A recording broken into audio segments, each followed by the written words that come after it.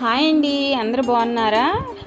Morning tiffin చేశారండి అందరూ. మేమైతే ఈరోజు కిచిడి చేసుకున్నామండి. మేమైతే కిచిడి ఇలా చేస్తామన్నమాట. కొందరైతే సాంబార్ రైస్ లాగా గుజ్జు గుజ్జుగా అలా చేస్తారు, కొందరు పొలుకు పొలుకుగా ఇలా చేస్తారనమాట. ముందుగా మనం కావాల్సినంత నెయ్యి వేసుకొని దానిలో ఉల్లిపాయ అవన్నీ వేయించుకున్న తర్వాత మనం కూరగాయలు దీంట్లో బఠానీ వేసుకోవచ్చు, క్యారెట్ వేసుకోవచ్చు, బీన్స్ వేసుకోవచ్చు, బంగాళదుంప, అట్లాగే రకరకాల కూరగాయలు వేసుకొని హెల్తీ వేలో కిచిడి చేసుకోవచ్చు అండి. మేమైతే ఇవాళ బంగాళదుంప వేసామన్నమాట.